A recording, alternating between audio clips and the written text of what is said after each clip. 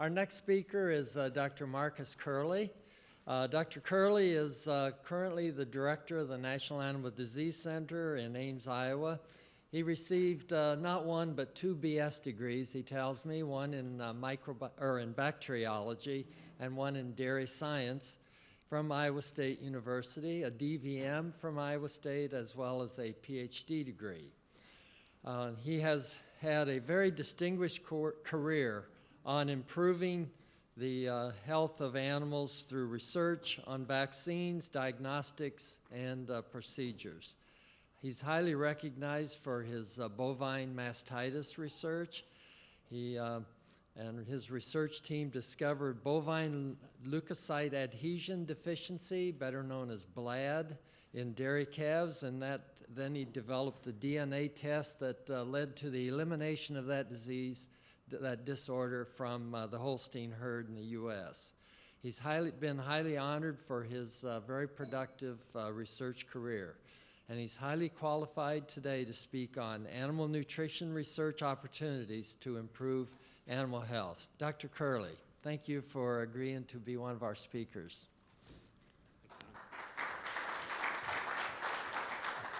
Well, good morning, and it is my pleasure to be here.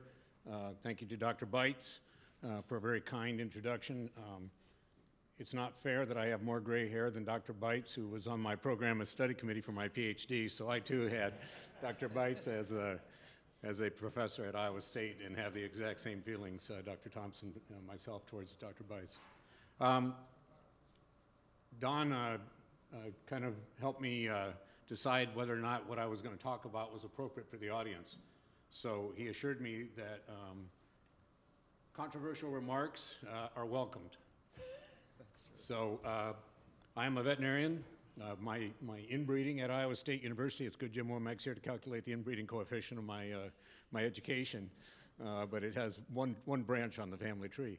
The things I'm going to share are my views as both a veterinarian, a kid who grew up on a farm raising livestock the old-fashioned way, if you will, and the common sense remark of what's been learned on farms. I think we are losing sight of some of those very real, powerful observations today, and I will suggest that we jump back to that. I am from the government, and I'm here to help.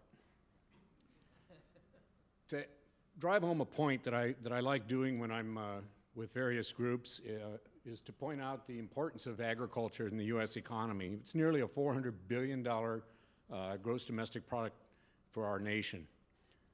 In 2012, crop production represented a little over half of the GDP of agriculture, whereas livestock and poultry were just under 50%. As many of you know, that year would have been pretty close to the peak of the ethanol industry in the United States. And for the vast majority of the years that this sort of data has been collected, animal agriculture is over half. And I would suggest with today's corn prices, livestock and poultry have dominated again today. It's important to realize that the U.S. Department of Agriculture began as the Bureau of Animal Industry. Today, the USDA budget for ARS is 13% focused on animals.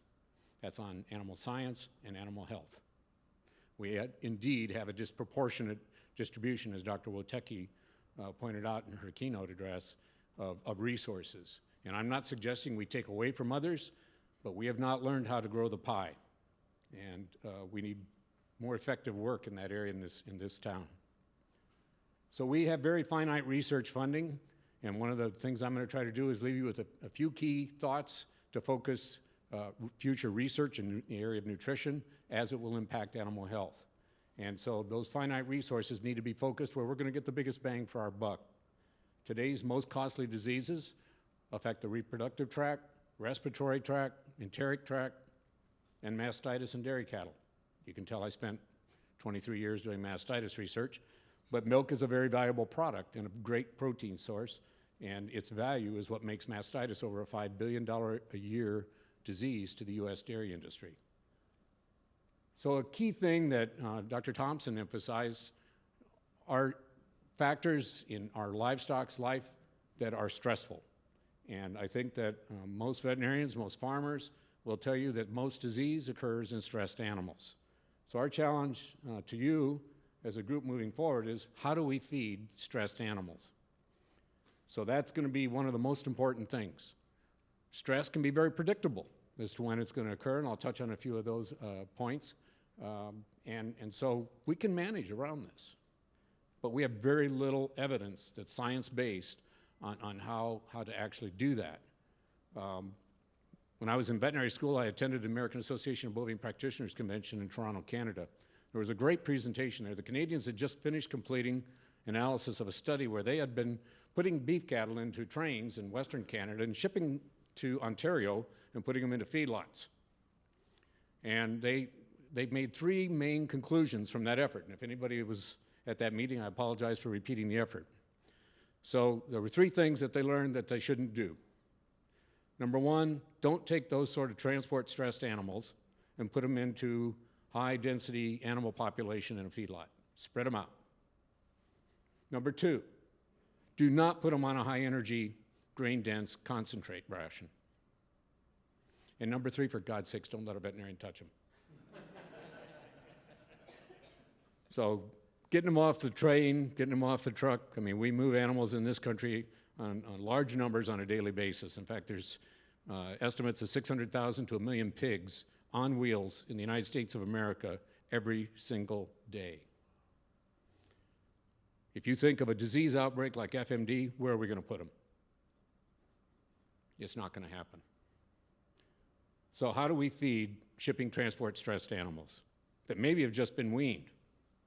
And how does that affect their microbiome with their mucosal surfaces, the gut and the respiratory tract, the nasal, oral mucosa? These are all very important components we're finding today, and there's a lot of microbiome research going on, but it's a beginning science, and we have an awful lot to learn. And then finally, I want to leave you with the thought, what do our crop production practices do today that affect the nutrient availability in our rations, the microbiomes of the surfaces that I just spoke about, and then finally, how do they affect animal health? I touched on the causes of stress. They're all common sense. Some of them are management driven, shipping transport being one example, and commingling, but parturition. That was a big focus of my research for many years. The act of giving birth is a very immunosuppressive event in all mammals. And it's very immune suppressive. It's actually more immune suppressive than shipping transport stress that's seen for beef cattle. And it's very measurable. And one of the bullet points put to me before this talk was, how do we measure an immune system as a single endpoint to assess the beneficial outcome of a better nutrient management? As an immunologist, I'm here to say I cannot give you one test. The immune system is too complex. Dietary changes can be very stressful, and with least cost ration analyses, a lot of industries find things getting substituted in and out on a regular basis. You know, distillers' grains, and I'll show you some slides here in a few minutes, get substituted in and out. Talk about a volatile feed ingredient. And I remind you, I'm not a nutritionist, nor do I play one on TV. So clearly stress will suppress all aspects of the immune system, both the innate immune system and the adaptive immune system. The Immunology 101 class will be later tonight, so stick around if you want that. But we need to know how to feed animals prior to and during these stressful events. As Dr. Thompson mentioned, sick animals don't eat and drink. So we have a real challenge once an animal gets stressed, so the ounce of prevention is going to be far more valuable than a pound of cure. Several years ago, I did some research with notobiotic animals, germ-free. Do a C-section, you got the animal anesthetized, so something you never do in human C-sections. The newborn animal is not breathing. You put them into a germ-free bubble, get them breathing, get them growing on nutrients, which is typically a human baby infant formula, and voila, you got a calf inside of a bubble, and it grows like crazy. And you take blood samples out of it, and you monitor it, voila. Germ-free animals quit making most of their immune cells. They don't need them. They're germ-free. So I began wondering, what's the cost of the immune system? What percent of our maintenance cost for nutrition is actually due to the immune system? And there are people doing research in this area, but I challenge you that we need far more research in this area. Just pick one immune cell type that I happen to do a lot of work with, the neutrophil. They have a 6 to 9 hour circulating half-life. They live longer, but that's how long they usually circulate in the bloodstream before they're called out to do battle with the microbial world. That's 10 to the 11th cells per day that an average dairy cow, for example, needs to make. That's quite a bit of tissue mass. They spend a lot of energy and protein and nutrients in consuming and doing their job. They make all sorts of proteins, enzymes, receptors, antibodies, cytokines, antibacterial peptides. They like to kill cells that are infected with pathogens and viruses. So they spend a lot of energy. They consume nutrients. If an animal's sick, the basal metabolic rate goes up. You've all had some degree of training in biochemistry, and I remember Dr. Bites talking about the basal metabolic rate, and temperature is an exponent. A very slight fever change has a huge impact on the basal metabolic rate. So it doesn't take long to waste some energy battling an immune response. In some human research that was published 15 years ago, they actually found that the normal energy expenditures can go up by 40% with a sustained infection, and it actually lingers well past the actual disease episode in humans. So they could lose actually 13% of their body protein with a severe illness like let's say, just pick an influenza outbreak that the nation just went through this last year. So let's extrapolate that to a dairy cow. 600 kilo cow takes in normally just under 10 million megacalories of net energy per day to do her job as a lactating critter. If the energy expenditures go up 40%, she needs 4 megacalories more per day. That's a lot of nutrient requirement. And those are estimates from Dr. Jesse Goff, who was formerly a partner in crime with me at the National Animal Disease Center and is now at Iowa State. So just think about that when you're feeding animals. This is some recent data. One of our scientists at the National Animal Disease Center used to be at the Clay Center facility, and he got several hundred serum samples from the beef cattle at that facility.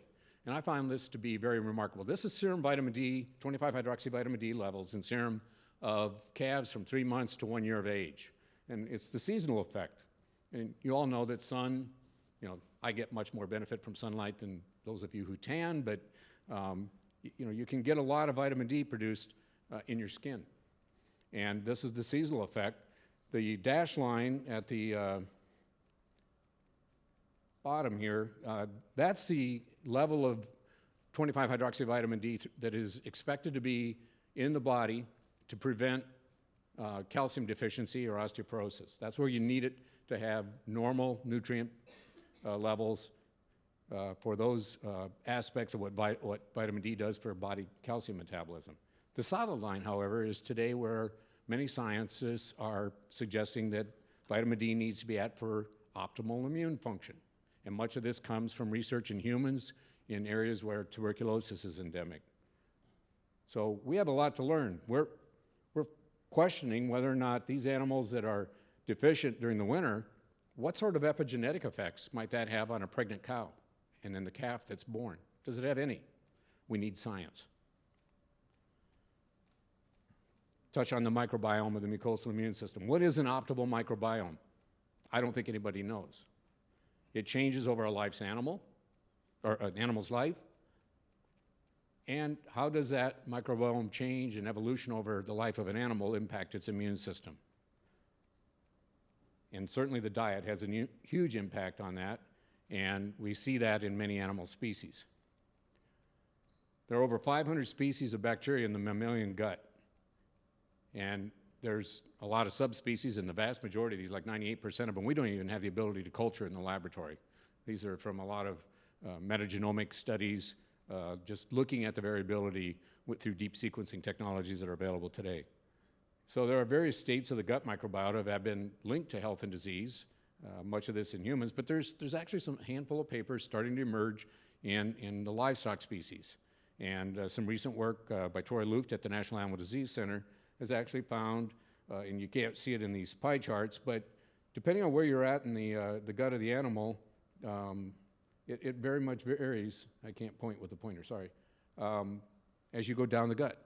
And what comes out in the feces is not representative of what was upstream in the gastrointestinal tract.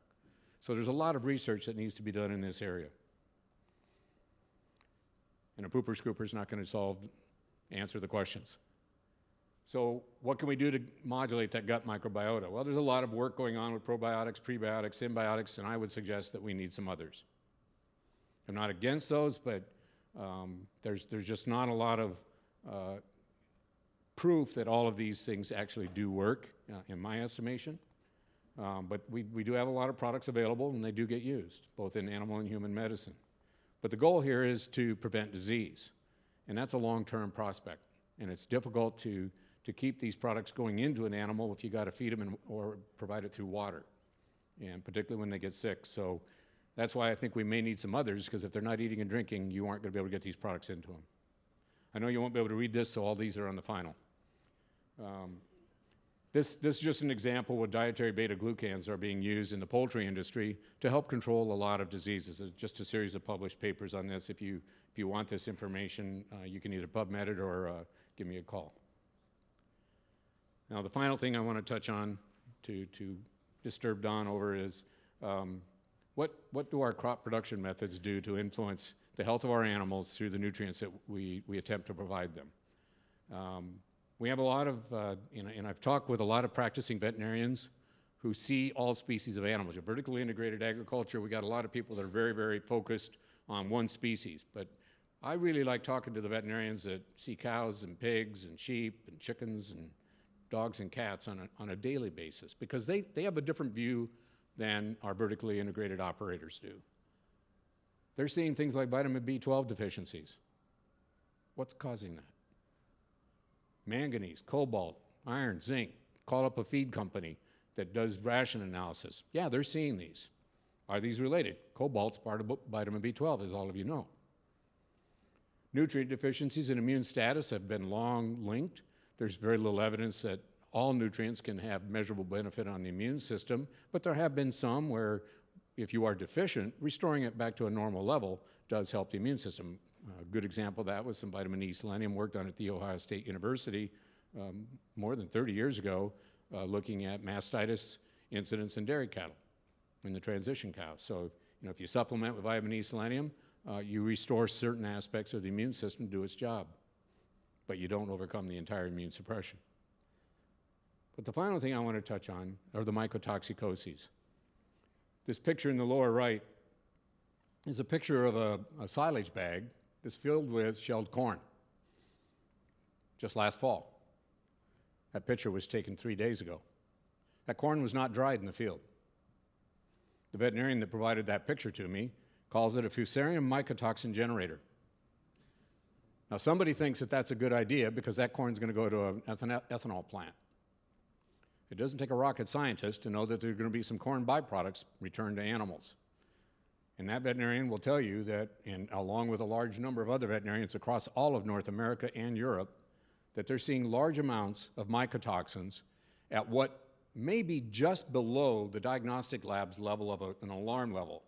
But if you got vomitoxin and T2 toxin and fumonisin and zearalenone at subclinical levels all at the same time, you're going to see performance hits, you're going to see animals off feed. The zearalenone, you're going to see in young gilts, you're going to see fully developed nipples and enlarged vulvae. You're going to see steers coming into the feedlot, and I don't know if Dr. Tom's seen these in Kansas, where the steer looks like it's a springing heifer. This is not normal, and it's not good that we are doing that, and with least cost ration analysis and the pre-substitution of distilled grain products into our rations with almost no notice is a problem.